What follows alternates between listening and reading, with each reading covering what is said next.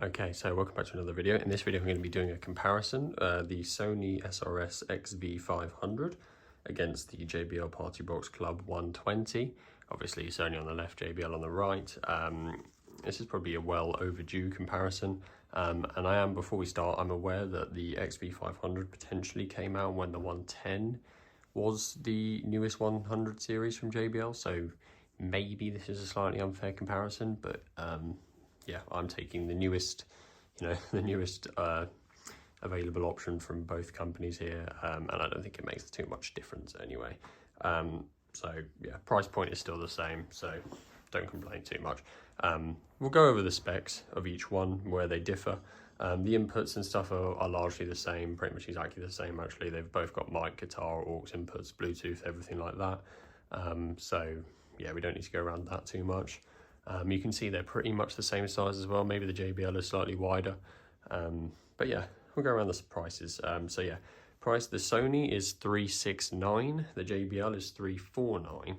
So let's bear that in mind, that the JBL is £20 cheaper, and that's kind of off, both of their parent company, so that's off the Sony and JBL website officially. So yeah, we'll start with battery then. This is frankly where the Sony has quite a lot of gains over the JBL. Somehow it manages to have a 25-hour playtime, whereas the JBL is 12, so literally less than half. If that's, obviously I haven't had a chance to actually test that on the Sony, which sounds like way too high, but we can only take their word for it. So yeah, that's very impressive. If you charge for 10 minutes with the Sony, you get 2.5 hours of playback with its fast charging. If you charge for 10 minutes with the JBL, you get 80 minutes. So yeah, like an hour 20.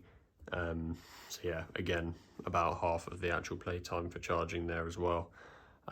So yeah, the battery clearly in the Sony is better, newer, whatever, which is interesting. Because yeah, maybe it's just due to the software that's in it, I don't know, but yeah, you do get much longer battery life from the Sony, so if that's a deal breaker for you, then your decision's already made, pretty much. They're both IPX4 and water resistant, so same rating there. The Sony weighs 11.2 kilos, the JBL weighs 11.05, so yeah, there's like 150 grams in it. They're basically the same. Although it is worth noting that the JBL handle is much better. You've got that kind of fold-up handle there, whereas the Sony, you've still got just that bar at the front, which means you have to carry it a bit of an angle and doesn't feel overly strong. So yeah, it is worth noting that the JBL is slightly lighter and also has an easier method of carrying around. Bluetooth 5.2 on the Sony and 5.3 on the JBL, so I'm pretty sure 5.2 still supports Auracast and stuff like that. So shouldn't make too much of a difference, but it is 0.1 versions higher. Obviously, correct me on the Auracast if I'm wrong. Frequency response as well. We've got 20 Hz to 20 kHz on the Sony and 40 Hz to 20 kHz on the JBL. So the Sony should sound much clearer, kind of like in the deeper, the deeper parts of the music and stuff like that. So it'd be interesting if we can kind of hear that. And then yeah, driver-wise, we've got two tweeters.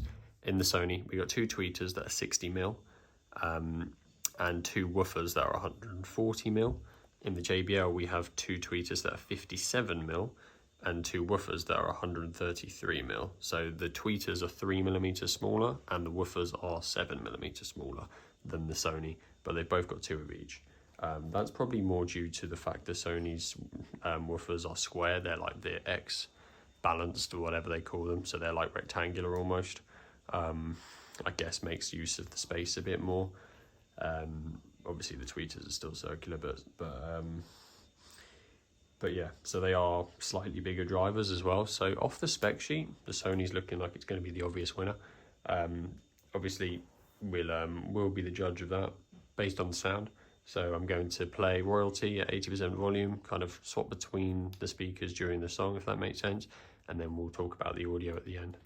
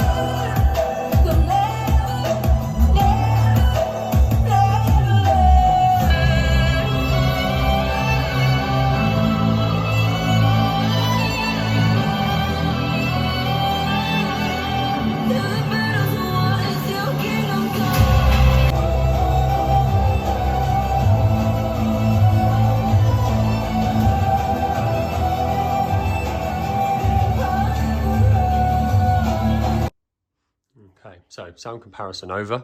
I hope that was evident in the, come across in the video as well. These are both on their first setting of like bass boost. They're both on stock, like, factory EQ settings. I haven't touched either of them in that regard, and they were both on 80% volume. And I hope it was evident from that review that the JBL is considerably louder and clearer to my ears. It was consistently 3 to 4 decibels above the Sony at the same point in time. And at times it got up to 7 or 8 decibels higher. The bass is stronger. It sounds clearer to me, and the vocals and everything is louder and clearer and less echoey, less like it's behind a cardboard, less like it's in the box still almost. It's almost disappointing, I suppose, but it's nice to have a clear winner in my eyes anyway, because I was worried that I was going to get this and then struggle to know whether the 120 or the Sony's better, and struggle to which one to keep and which one to recommend. But they've made it easy, to be honest. Even if I had compared this to the 110 instead, the result would be the same. I think despite all the specs, which is what confuses me the most, obviously the battery life is big, so if that's important to you, then maybe you'll take the sacrifice in volume and clarity.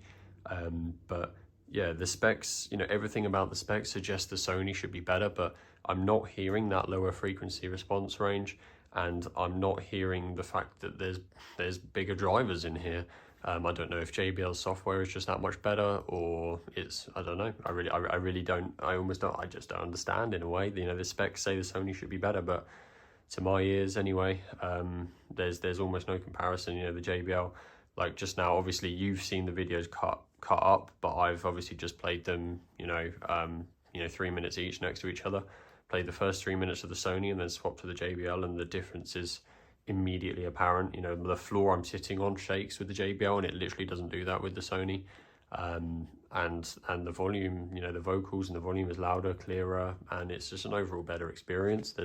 For me, there's absolutely no scenario in which I would take the JBL over the Sony, especially considering as it's actually cheaper, has a better handle as well, and the light show, shall we mention, is probably 20 times better on the JBL, to me anyway. That kind of wimpy backlit under the handles. I suppose obviously if you don't like the JBL glarish look, then that's your opinion.